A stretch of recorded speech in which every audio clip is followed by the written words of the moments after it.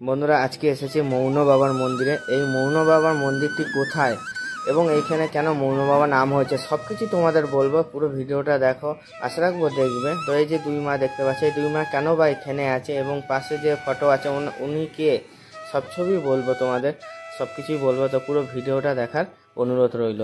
তো চলো ভিডিওটা শুরু করা যায়।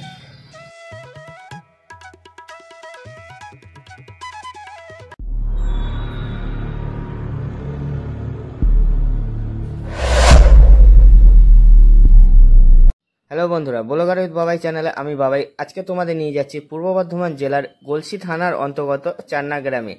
এই চান্না গ্রামে একটি সুন্দর আশ্রম আছে। এই আশ্রমে নাকি 12 বছর মনবত করেছিলেন যিনি সাধক ছিলেন।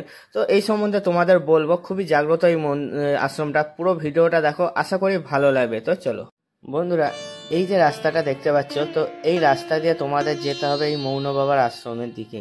তো আমরা সাধারণত জানি যে পূর্ব বর্ধমান জেলার গলসি থানার অন্তর্গত যে চান্না গ্রামটি আছে, এই চান্না গ্রামটি বিশেষ করে সাধকদের জায়গা। তার মধ্যে এই একটি হলো এই মৌন বাবা। তো মৌন বাবা নামটা কেন হলো এবং এই আশ্রমটা কি করে হলো সব কিছু ডিটেলস বলবো তোমাদের শুধু আমার সাথে থাকতে হবে, পুরো ভিডিওটা দেখতে হবে আর একটু আমাকে সাপোর্ট করতে হবে। তো দেখতে পাচ্ছ এখানে অনেক লেখা আছে। তো যাই হোক, তো চলো এই যে রাস্তাটা দেখতে পাচ্ছ, সোজা রাস্তা দিয়ে আমাদের হেঁটে যেতে হবে এই পুকুরের পাশ দিয়ে।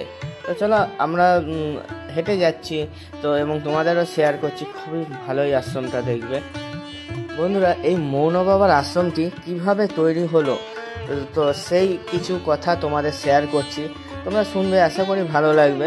তো মৌন বাবা একদম ছোট বেলায় অর্থাৎ বাল্যকালে এসেছিলেন এই গ্রামের দিকে।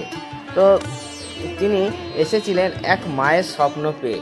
সেই মা হচ্ছে মা বিশালাক্ষী মা।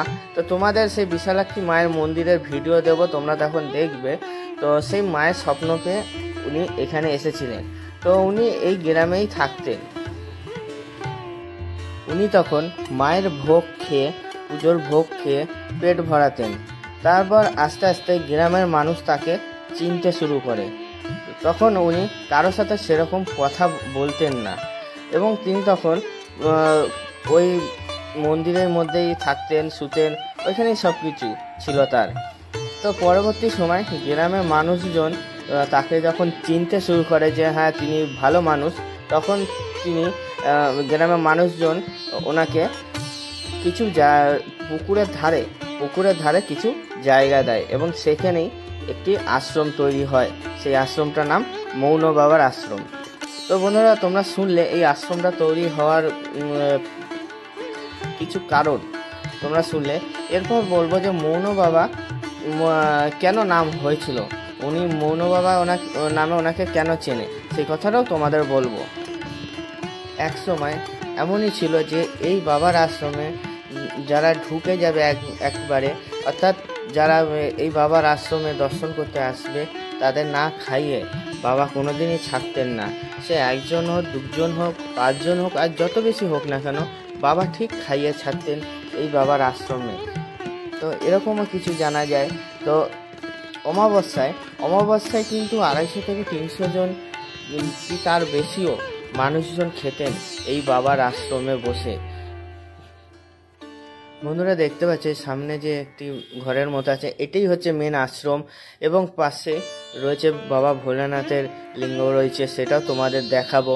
তো যতটা পারবো তোমাদের শেয়ার করব। বন্ধুরা দেখো, এই যে এই ভোলানাথের লিঙ্গ, যেটা কত সুন্দর লাগছে, অনেক পুরনো কিন্তু এই লিঙ্গটা, ভোলানাথের লিঙ্গটা। অবশ্যই তোমরা আসলে, এই আশ্রমে আসলে অবশ্যই দর্শন করবে এই ভোলানাথের। তো দরজা বন্ধ থাকার কারণে তোমাদের অতটা ভালো করে দেখাতে পারিনি। তো এই যে রাস্তাটা দেখতে পাচ্ছি, এই যে পিলারগুলো আছে, এতটা পর্যন্ত সীমান্ত ছিল এই মন্দিরের, অনেকটা বড় এরিয়া জুড়ে ছিল। কিন্তু বর্তমানে কারণবশত তো ওই জায়গাটা অল্প একটু জায়গা নিয়ে হয়েছে, তো আছে সেই জায়গাটা তোমাদের দেখাচ্ছি। দেখো অনেক সুন্দর কিন্তু। তবে এই মন্দিরে কিছু বিশেষতা আছে। তোমরা যদি মানত করতে চাও বা যারা মানত করে তাদের মানে দুখানা মা আছে এই মন্দিরে একসাথে, সেই দুখানা মাকেই কিন্তু একইভাবে মানত করতে হবে এবং একই জিনিস দিতে হবে, তাহলে তোমাদের মানত বা মনস্কামনা পূর্ণ হবে। তো সেই দুখানা মাকে তোমাদের দর্শন করাবো। খুবই জাগ্রত মা, তো তোমরা দেখো, দেখলে আশা করি তোমরা বুঝতে পারবে।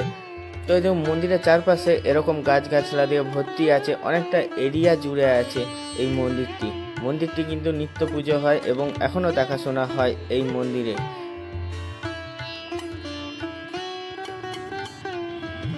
বন্ধুরা দেখতে পাচ্ছ যে এই দুই মা পাশাপাশি ঠিক আছে, দুই মা কিন্তু একসাথে পূজিত হয় এবং মানত করলে একই সাথে একই রকম জিনিস দিয়ে মানত করতে হয় এই মাকে। তো এরা দুইজন একসাথেই আছে, তো খুবই জাগ্রত মা। আর পাশে যিনি আছেন ইনি হচ্ছেন মৌন বাবা। তো ইনি মৌন বাবা কেন হয়েছিলেন?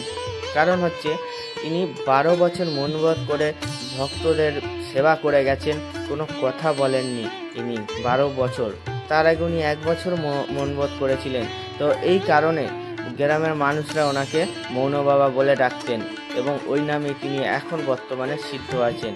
তো ইনি এই মন্দিরটি প্রতিষ্ঠা করেছিলেন। বন্ধুরা তোমরা এই আশ্রমে আসতে গেলে তোমরা দেপাড়া হয়ে পুষ্করা লাইন যেতে দেপাড়া হয়ে তোমরা আসতে পারো। ওইখানে টোটো যারা দাঁড়িয়ে থাকেন তো ওনাদের বললেই হবে যে মৌন বাবার আশ্রমে যাব, অথবা তোমরা গলসি স্টেশনে নেমে তোমরা জিজ্ঞেস করতে পারো বা ওইখান থেকে তোমরা আসতে পারো টোটো করে। ভিডিওটা দেখলে আশা করি ভালো লাগলো। তো ভালো লাগলে অবশ্যই লাইক শেয়ার কমেন্ট করে পাশে থাকবে। তো এরকমই আরো ভালো ভালো ভিডিও দেবো, তোমাদের শেয়ার করব, তো অবশ্যই সাপোর্ট করো। তো দেখা হচ্ছে আবার নেক্সট ভিডিওতে। এখনকার মতো টাটা।